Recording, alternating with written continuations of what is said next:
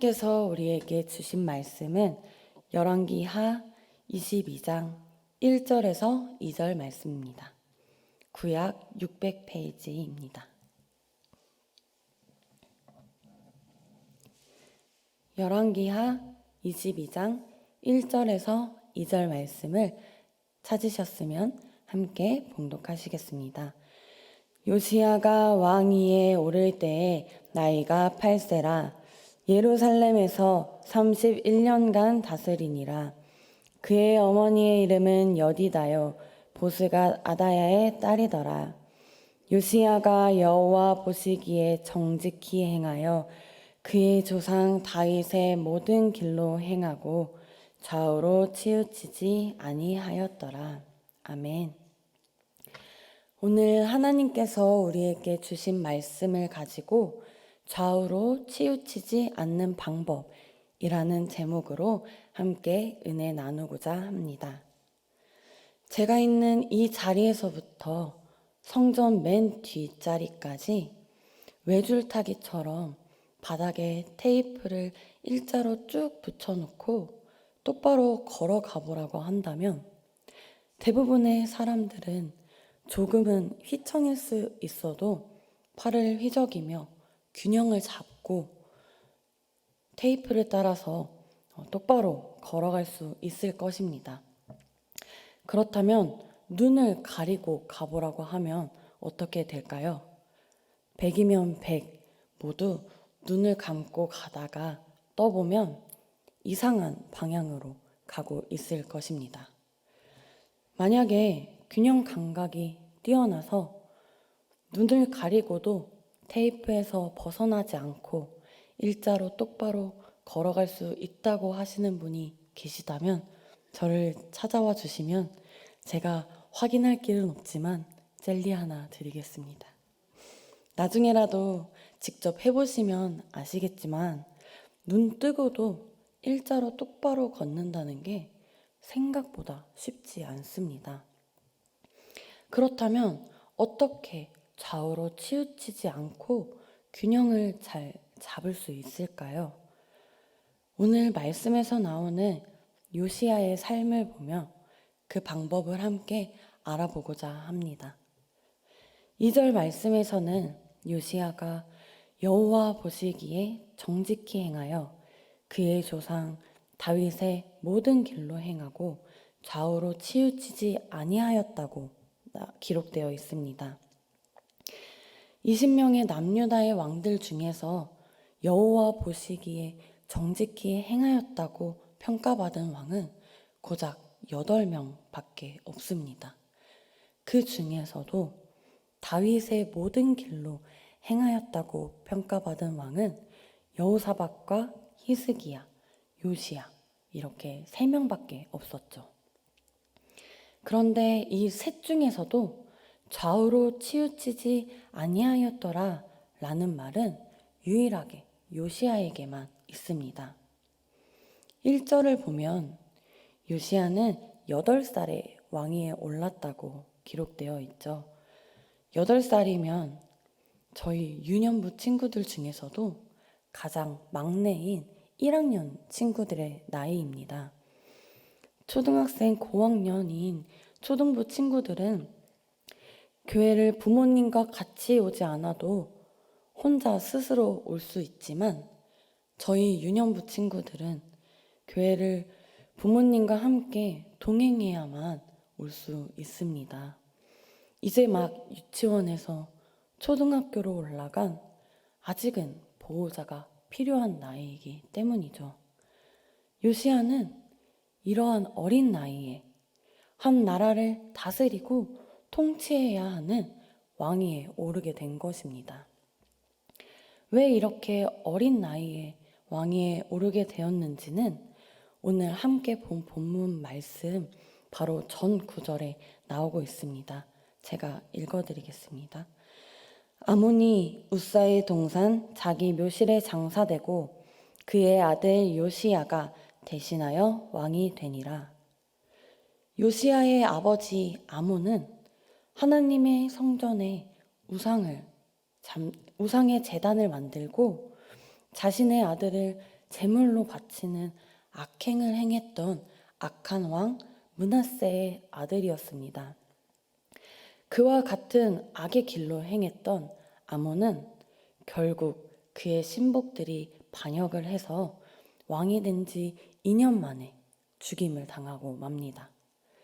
그래서 그의 아들 요시야가 어린 나이에 왕위에 오르게 되었던 것입니다.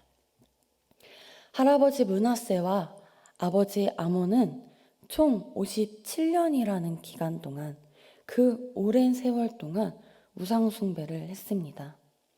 그러나 이렇게 우상숭배와 각종 죄악이 만연했던 이러한 상황에서 왕위에 올랐음에도 불구하고 요시야는 그들과 같이 악의 길로 행하지 않았습니다.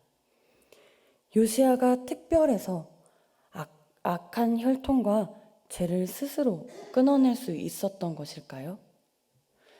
열왕기상 13장 2절을 보면 이렇게 기록되어 있습니다.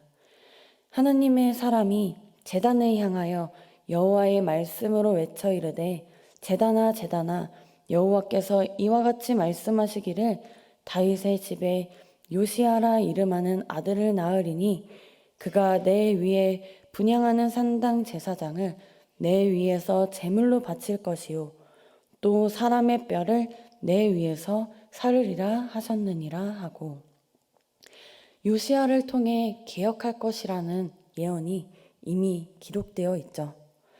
요시야는 이전부터 하나님께서 선택한 사람이었던 것입니다. 요시야가 잘나고 특별해서가 아니라 하나님의 도구로 쓰임받고 있는 것입니다. 요시야를 통해 하나님께서 일하고 계시는 것이죠. 여러분, 우리가 살아가는 모든 것이 하나님의 크신 계획, 선하신 계획 가운데 이루어져 가는 것입니다. 우리 모두가 하나님께 선택받은 귀한 도구인 줄로 믿습니다. 우리의 삶을 통하여 하나님의 일을 이루어 가실 수 있도록 더욱 하나님을 신뢰하며 살아가시길 소망합니다. 우리가 읽은 본문 열왕기하와 같은 내용이 역대하 34장에 더욱 자세하게 기록되어 있는데요. 역대하 34장 3절을 보면 왕위에 있은 지 8년에 그의 조상 다윗의 하나님을 비로소 찾고 제12년에 유다와 예루살렘을 비로소 정결하게 하여 그 산당들과 아세라 목상들과 아로 새긴 우상들과 부어 만든 우상들을 제거하며 버리매 라고 기록되어 있습니다. 즉 요시야는 16살에 하나님을 찾았고 20살에 우상을 제거하고 정결하게 한 다음에 26살에 그 모든 것을 마치고 성전을 수리했던 것입니다. 예언했던 것처럼 요시야가 산당을 모두 제거하며 개혁을 이루어갔던 것이죠. 이제 산당들을 다 제거하고 여호와의 성전을 수리하기 위해서 서기관을 보내어서 대제사장 hil기야에게 목수와 건축자와 이런 기술자들을 통해서 성전을 수리하라고 명령합니다. 성전을 수리하던 중에 대제사장이 율법책을 발견하게 되어서 발견한 율법책을 서기관 사반에게 전해주죠. 여러분, 혹시 핸드폰이나 지갑을 잃어버린 적 있으신가요? 나에게 중요한 물건일수록 없어진 것을 빨리 알아채게 되고 바로 찾게 되죠. 그런데 율법책은 오랜 기간 동안 성전에서 발견되지 못한 채 있었습니다. 그만큼 하나님의 말씀을 찾고자 하는 사람이 없었고 자신의 뜻대로 자신이 하고 싶은 대로 사느라 하나님의 말씀이 잊혀져 갔다는 것을 알 수 있죠. 우리는 과연 평소에 성경을 얼마나 찾고 있나요? 혹시 주일날 예배가 끝나고 집에 가져간 대로 그대로 가방에 두었다가 일주일 후에 그대로 들고 오시진 않나요? 여기 오신 분들은 전혀 해당되지 않으시겠지만 간혹가다 그러신 분들이 계실 것입니다. 성경은 하나님이 어떤 분이신지, 우리를 향한 하나님의 뜻이 무엇인지, 우리가 어떻게 살아가야 하는지를 알게 해주는 생명의 말씀입니다. 습관적 신앙으로 주일에만 말씀을 찾는 것이 아니라 우리의 발의 등이요, 길이요, 빛이 되어주는 말씀을 매일 찾고, 듣고, 깨닫고, 행하며 살아있는 말씀, 능력의 말씀을 의지하며 살아가는 우리 모두가 되기를 소망합니다. 사반이 요시야에게 율법책을 가져가 읽어주자 요시야는 말씀을 듣고 곧 그의 옷을 찢습니다. 옷을 찢는 행위는 통회하는 마음을 표현하는 것이죠. 그런데 생각해보면 요시야는 율법책을 찾기 이전에도 애초에 하나님을 찾았고 우상을 제거했으며 성전을 수리하던 사람이었습니다. 이렇게 정직히 행하며 살았음에도 불구하고 말씀을 마주했을 때 죄인이었음을 깨닫게 되었고 자신의 죄뿐 아니라 아버지와 조부 그리고 그로 말미암은 그 민족의 죄가 더욱 깊이 깨달아지게 되어 통회하며 옷을 찢게 되었던 것입니다. 우리도 요시야처럼 말씀 앞에서 나를 비추어 보며 옷을 찢으며 통회하고 내가 지은 죄가 아니더라도 우리가 지금 살아가고 있는 죄악이 만연하고 악한 이 시대를 위해서 옷을 찢으며 통회하는 자들이 되기를 소망합니다. 말씀을 듣고 옷을 찢은 요시야는 여선지자 홀다에게 제사장과 서기관과 시종을 보내어 하나님의 말씀을 지키지 않고 준행하지 않은 우리 민족에게 진노하실 말씀에 대한 뜻을 다시금 묻습니다. 공의의 하나님의 계획은 변하지 않지만 긍휼의 하나님은 무자비하게 심판하시는 분이 아니십니다. 요시야가 하나님의 말씀을 들었기에 하나님께서도 요시야의 기도를 들어주십니다. 유다에게 내리는 재앙이 완전히 취소되지는 않았지만 요시야 생전에는 유다의 심판을 내리지 않고 유보를 해 주십니다. 하나님은 늘 회개의 기도를 바라고 기다리고 계십니다. 회개하고 돌이키는 자에게는 은혜를 베풀어 주시는 것입니다. 요시야는 이러한 하나님을 잘 알고 있었던 것 같습니다.